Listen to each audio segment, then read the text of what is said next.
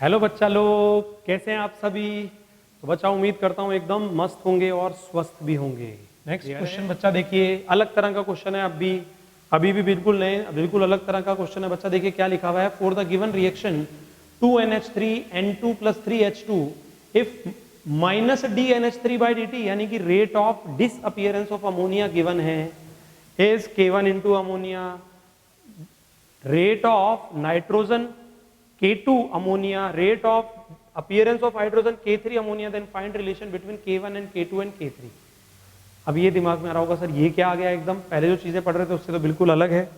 तो देखिए बच्चा, ये बेसिकली आपको ये भी कहा जा सकता था कि K1, K2 and K3 are the rate constant of ammonia, nitrogen and hydrogen respectively. K1, K2, K3। तो इनडायरेक्टली उन्होंने आपको यही बताया है कि अमोनिया का रेट कांस्टेंट कितना है K1, नाइट्रोजन का रेट कांस्टेंट कितना है K2, हाइड्रोजन का रेट कांस्टेंट कितना है K3। तो K1, K2, K3 में वैल्यू डिटरमाइन करनी है। सबसे पहले मैं आपको एक्चुअली कैसे करना है वो बता देता हूं, फिर लास्ट में क्या कॉन्सेप्ट बनेगा वो भी बता देंगे। तो देखिए बच्चा, करना वही है जो अभी तक करते आ रहे हो। रेट ऑफ रिएक्शन लिखिए। Rate of reaction is equal to 1/2 minus DNH3/dt। अरे ऐसे लिखा जाएगा ना, 1/1 plus DN2/dt, 1/3 plus DH2/dt। Clear है बच्चा, ये रिलेशन आपको पता है। अब जो वैल्यूज आपको पता है बस उसे पुट कर दीजिए, आपका आंसर आ जाएगा। तो देखिए बच्चा, जो वैल्यूज आपको पता है उसे पुट कर दीजिए। 1/2 माइनस DNH3/dt को बच्चा क्वेश्चन में कितना दे रखा है, क्वेश्चन में दे रखा है K1 into concentration of ammonia. ये देखिए बच्चा, इसकी वैल्यू कितनी दे रखी है, K2 into concentration of ammonia. इसकी वैल्यू देख लीजिए बच्चा कितनी दे रखी है, K3 into concentration of ammonia. बच्चा ये वैल्यूज हमें लिखी हुई हैं बस। तो बच्चा जो कॉमन है उसे कैंसिल कर दीजिए। लीजिए बच्चा, रिलेशन आ गया K1/2 is equal to K2 is equal to K3/3। या तो इस फॉर्म में गिवन होगा, या आप इसका एलसीएम लेके उससे मल्टीप्लाई कर दीजिए। तो बच्चा ये आ जाएगा 3K1 is equal to 6K2 is equal to 2K3। ये आ गया बच्चा K1, K2, K3 में रिलेशन। देखिए उसी तरीके से किया जिस तरीके से हम क्वेश्चंस को करते आ रहे हैं। ROR सबसे पहले रेट ऑफ रिएक्शन लिखा 1 stoichiometric coefficient into rate of appearance और डिसअपीयरेंस, जिसका स्टोइकोमेट्रिक कोएफिशिएंट है, रिलेशन आ गया। बच्चा बार बार इतना करने की जरूरत नहीं है। ध्यान से इस फाइनल आंसर को देखिए बच्चा, K1/2, K2/1, K3/3। K1 किसका रेट कांस्टेंट था बच्चा, ध्यान से देखिए किसका था, अमोनिया का। K1 किसका रेट कांस्टेंट था बच्चा, अमोनिया का। K2 किसका था बच्चा, नाइट्रोजन का। K3 किसका था बच्चा, हाइड्रोजन का। क्लियर है, बस हो गया क्वेश्चन सॉल्व। जिसका रेट कांस्टेंट अपॉन उसी का स्टोइकोमेट्रिक कोएफिशिएंट, जिसका रेट कांस्टेंट अपॉन उसी का स्टोइकोमेट्रिक कोएफिशिएंट, आपका आंसर आ जाएगा। देखिए कैसे, K1 अपॉन किसका है, K1 अमोनिया का। अमोनिया का स्टोइकोमेट्रिक कोएफिशिएंट कितना, 2। K2 नाइट्रोजन का स्टोइकोमेट्रिक कोएफिशिएंट 1। K3 हाइड्रोजन का स्टोइकोमेट्रिक कोएफिशिएंट 3।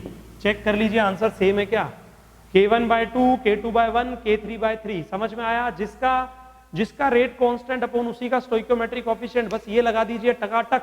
एकदम हलवा है भाई, एकदम हलवा, एकदम हलवा आंसर आएगा बच्चा, एकदम लपक के आंसर आएगा। समझ में आया बच्चा, समझ में आया, समझ में आया, समझ में आया। क्या करना है, समझ में आया क्या करना है, देख लीजिए इसका सॉल्यूशन, इसका सॉल्यूशन देख लीजिए बच्चा। सेम वही जैसा हमने किया हुआ है, सेम वही चीजें लिखी हुई हैं। Relation between K1 and K2 and K3 calculate करना था। सबसे पहले हमने ROR वाला फंडा लिख दिया, बिकॉज अमोनिया कॉमन है तो अमोनिया कैंसिल कर दिया। फाइनली देख सकते हैं बच्चा, आप आंसर वही है 3K1, 6K2 एंड 2K3। समझ में आया कैसे करना है। एक क्वेश्चन मैं और देता हूं जिससे आपको और समझ में आ जाएगी कहानी कि लिखने का तरीका क्या है। मान लीजिए बच्चा, क्वेश्चन आपको दे रखा है ये 3A + 2B converted into 5C। इसका रेट कांस्टेंट दे रखा है K1, इसका रेट कांस्टेंट दे रखा है K2, इसका रेट कांस्टेंट दे रखा है K3। तो बच्चा आपसे पूछा है कि बताइए K1 K2 K3 में रिलेशन क्या होगा, K1 K2 K3 में रिलेशन क्या होगा। तो बच्चा K1 K2 K3 में रिलेशन डिटरमाइन करना है तो डायरेक्ट हमारा एसके जुगाड़ लगाइए बच्चा, हमारा जुगाड़, हमारा फंडा लगाइए। हमारा फंडा क्या कहता है, जिसका रेट कांस्टेंट अपॉन उसी का stoichiometric coefficient K1 upon 3 will be equal to K2 upon 2 will be equal to K3 upon 5। लीजिए बच्चा आंसर आ गया, लीजिए बच्चा आंसर आ गया। समझ में आया किस तरीके से लिखा, समझ में आया बच्चा किस तरीके से लिखा, K1 upon 3 K2 upon 2 K3 upon 5। तो इस तरीके से अगर आपसे सिर्फ K1 K2 में रिलेशन पूछा जाए तो आप सिर्फ इन दो को कंसिडर कीजिए, आंसर आ जाएगा। K2 K3 में पूछा जाए तो इन दो को ले लीजिए, तीनों को पूछा जाए तो तीनों एक साथ लिख दीजिए। समझ में आया जुगाड़ कैसे करना है बच्चा, एकदम एकदम समझ में आई बच्चा चीजें। चलिए कुछ और चीजों की प्रैक्टिस कर लेते हैं, और क्वेश्चंस बहुत सारे बच्चा, जितना क्वेश्चन की प्रैक्टिस करेंगे थ्योरी की बजाय उतना ज्यादा मजा आएगा। तो देखिए बच्चा, अगर मान लीजिए ये लिखा हुआ है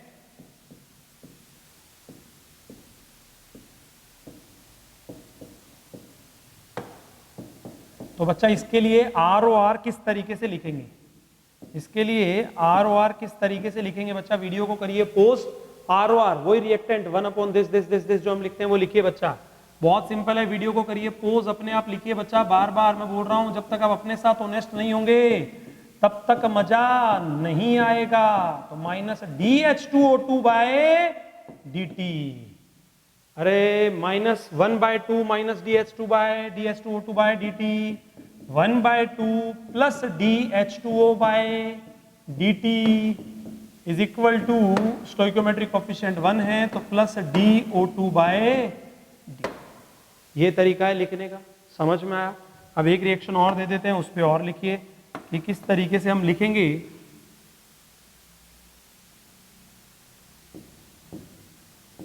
SO2 plus half O2 converted into SO3। इसके लिए बच्चा रेट ऑफ रिएक्शन लिखिए, इसके लिए बच्चा रेट ऑफ रिएक्शन लिखिए। वीडियो को करिए पोज, अपने आप लिखिए बच्चा, अपने आप लिखिए। मजा तभी आएगा बच्चा जब अपने आप करेंगे। तो ROR इज इक्वल टू, इसका स्टोइकोमेट्रिक कोफिशिएंट कितना 1, तो क्या लिखेंगे minus DSO2 by dt। Clear है, इज इक्वल टू, इसका स्टोइकोमेट्रिक कोफिशिएंट कितना बच्चा 1/2, तो 1 अपॉन स्टोइकोमेट्रिक कोफिशिएंट 1/2 कहां चला जाएगा बच्चा ऊपर, 2 into minus DO2 by dt is equal to, again इसका स्टोइकोमेट्रिक कोफिशिएंट 1 है तो plus rate of appearance of SO3। समझ में आया, बहुत सिंपल है बच्चा ROR लिखने का तरीका, समझ में आया। अब आगे बच्चा हम क्वेश्चंस करते हैं, अगेन अगेन अगेन अगेन बहुत सारे क्वेश्चंस है बच्चा। चलिए बच्चा नेक्स्ट क्वेश्चन देखिए, नेक्स्ट क्वेश्चन देखिए। For the reaction calculate A/B/C, A/B/C calculate कीजिए। अगर आपको ये रिलेशन दे रखा है, अगर आप ध्यान से इस रिलेशन को देखेंगे तो एक्चुअली आपको ROR ABC को इक्वली किया हुआ और कुछ भी नहीं किया हुआ।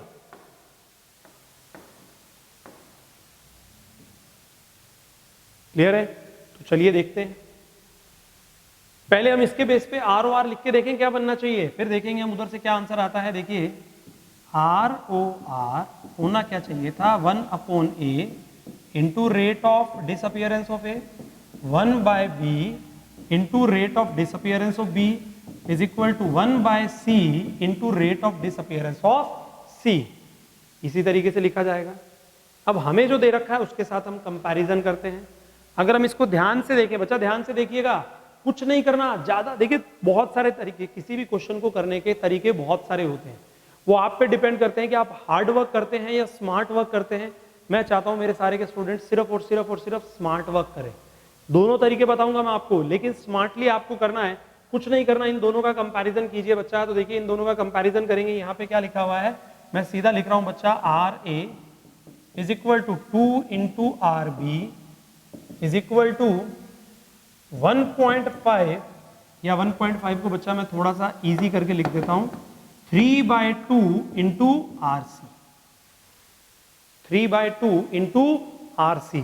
अब इन दोनों का कंपैरिजन कीजिए और मुझे बताइए कि आपके हिसाब से यहाँ पे ए की वैल्यू क्या होनी चाहिए। अगर हम इसका कंपैरिजन करें, ए रेशो बी रेशो सी हम कैलकुलेट कर लेंगे। अगर हम इन दोनों का कंपैरिजन करें तो आपके हिसाब से ए की वैल्यू क्या आनी चाहिए, 1/1, यानी ए की वैल्यू क्या आनी चाहिए 1। इधर कीजिए बच्चा 1/b, यहाँ पे ऊपर लिखा हुआ है 2, यानी कि एक्चुअली स्टोइकियोमेट्रिक कोएफिशिएंट तो 1 अपॉन होना चाहिए था।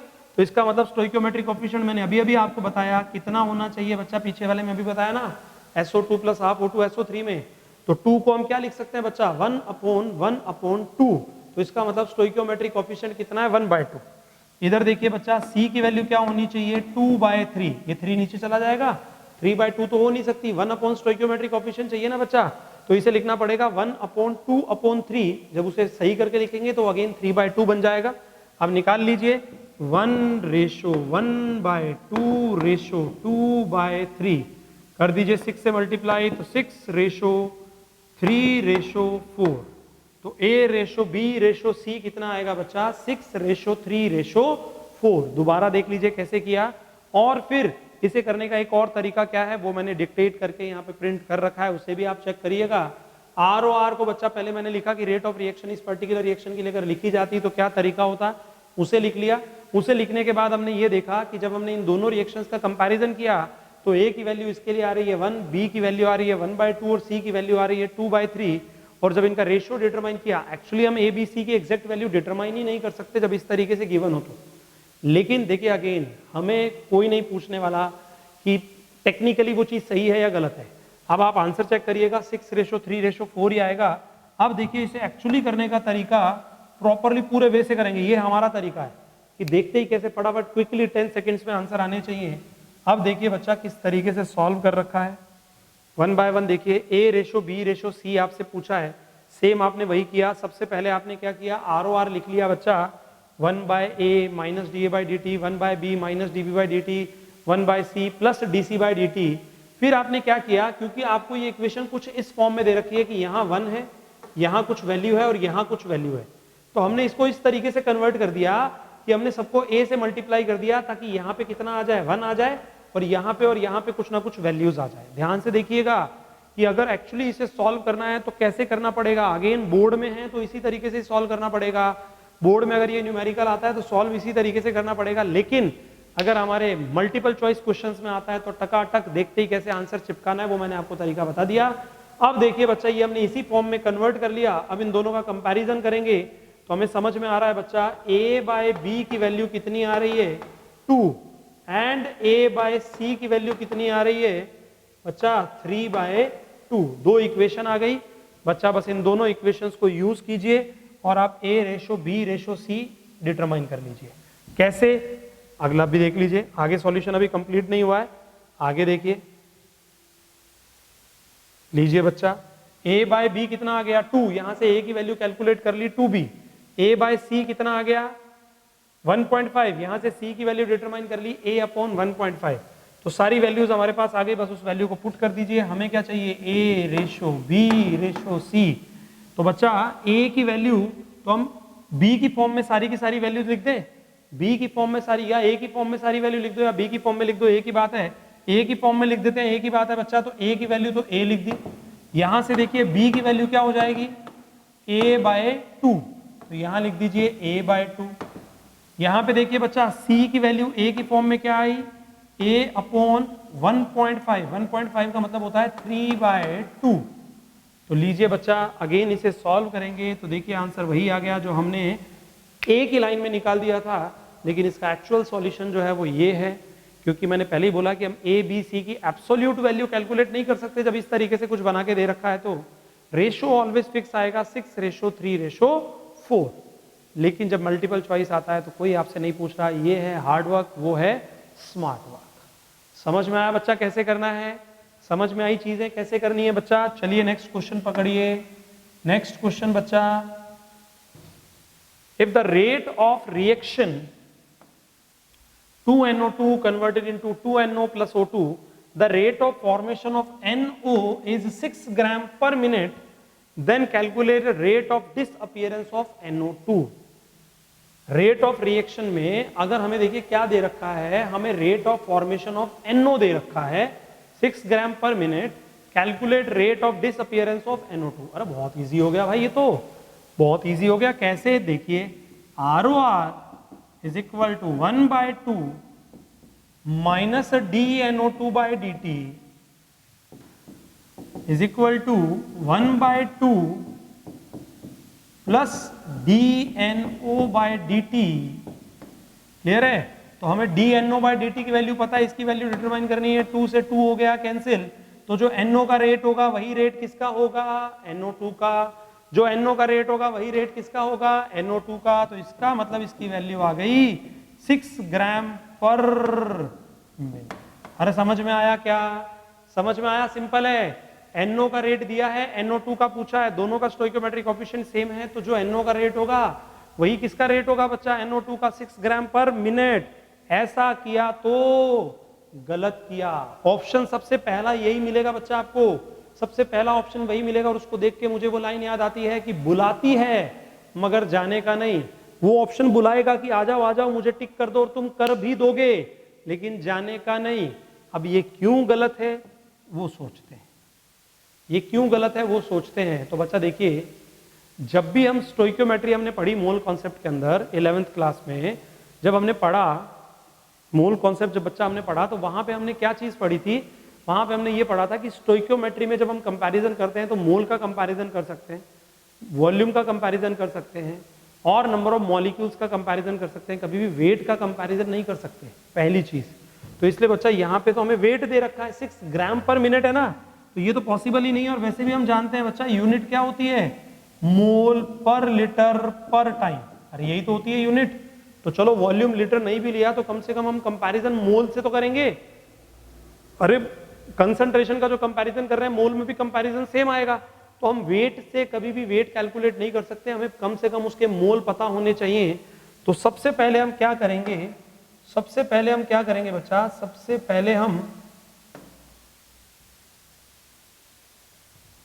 देखिए हमें दे क्या रखा है, हमें दे रखा है पहले तो रिएक्शन लिख लीजिए 2NO2 converted into 2NO plus O2। Clear है? हमें दे रखी है बच्चा NO की रेट,